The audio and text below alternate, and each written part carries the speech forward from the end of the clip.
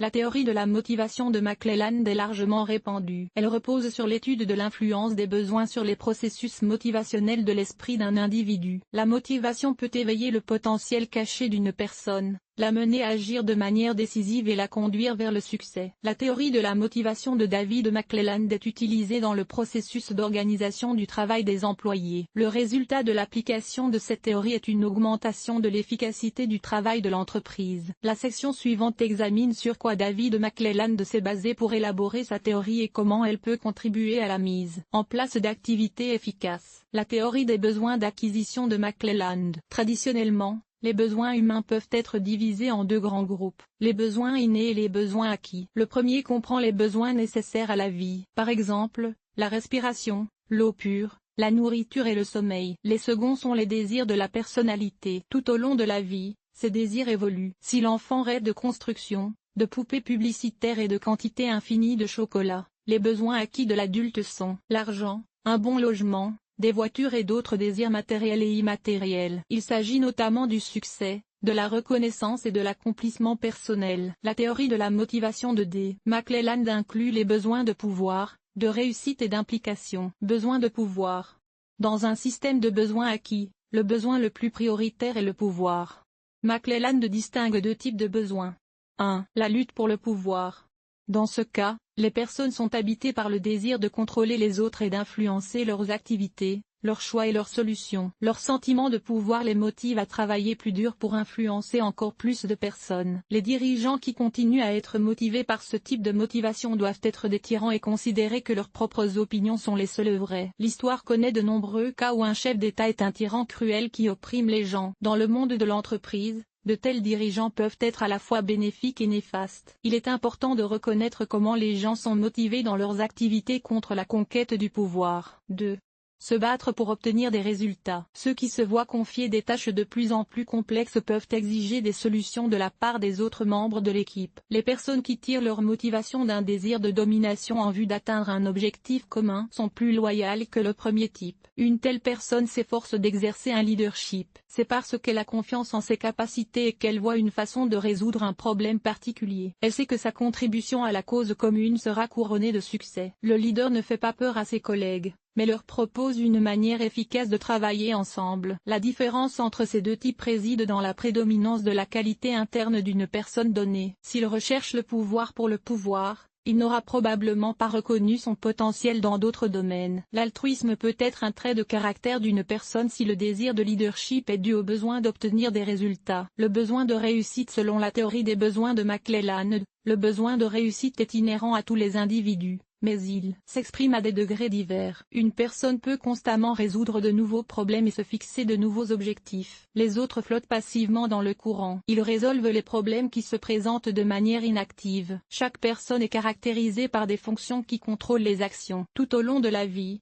ces fonctions peuvent changer et les systèmes de motivation évoluent en conséquence. Un autre indicateur du besoin de réussite est le risque conscient. Un doux désir de réussite conduit une personne sur la voie de la moindre résistance, c'est-à-dire sur la voie du moindre risque. Une personne persévérante et très désireuse choisira consciemment des situations risquées si l'objectif l'exige. Un autre désir de reconnaissance apparaît dans le désir de réussite. Dans le processus de réalisation d'un objectif, il est important qu'une personne ait le sentiment que son activité a un sens et qu'elle répond aux sentiments des autres. Les éloges contribuent au développement et à la poursuite de la réussite. Le désir passif de réussite consiste à ne rien faire, mais en même temps atteindre un sommet. Il faut reconnaître que c'est presque impossible. Si une personne rêve de richesse mais ne fait rien pour réussir dans ce domaine, elle reste à son niveau. Néanmoins, des chances minimes s'échappent. Par exemple, si une personne gagne à la loterie ou reçoit un héritage important, elle perdra bientôt tout. De tels cas se produisent régulièrement. Nous pouvons en tirer une conclusion simple. Lorsque le besoin de réussite est élevé, sa réalisation dépend directement du degré de reconnaissance. Besoin d'implication.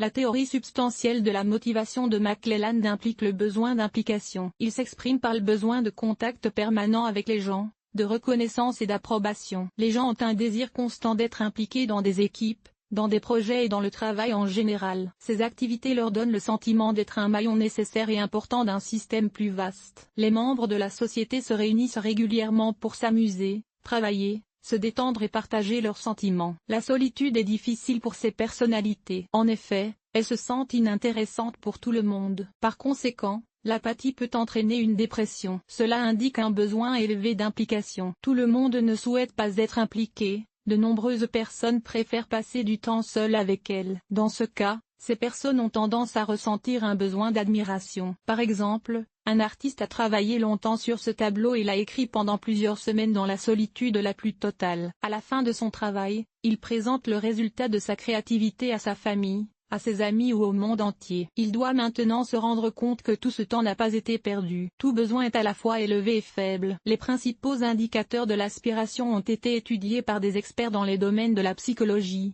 de la psychothérapie et de la psychiatrie. La motivation interne dépend directement du degré d'expression du besoin. Conclusion de la théorie de David McClelland. La théorie de la motivation de McClelland peut être brièvement décrite comme suit: le besoin acquis d'insatisfaction contribue à réduire les performances et la productivité humaine. La théorie de McClelland est basée sur la recherche sur la motivation à haut rendement. Les scientifiques ont tenté de comprendre les étapes nécessaires au développement des leaders. Les principales conclusions sont les suivantes. Il est important d'utiliser des méthodes de motivation dans les systèmes de gestion organisationnelle. Ces différents types peuvent créer les conditions dans lesquelles les employés s'efforcent de réussir, de travailler en collaboration, et d'améliorer constamment l'efficacité de l'ensemble de l'entreprise. Selon la théorie de la motivation de McClelland, le principal besoin est le pouvoir. Le fait d'obtenir ce que l'on souhaite peut augmenter de manière significative la productivité et l'efficacité des employés. Une autre conclusion est qu'une société motivée peut atteindre des objectifs plus élevés. Cela permet un développement rapide de la ville et de l'État dans son ensemble. Le besoin de pouvoir,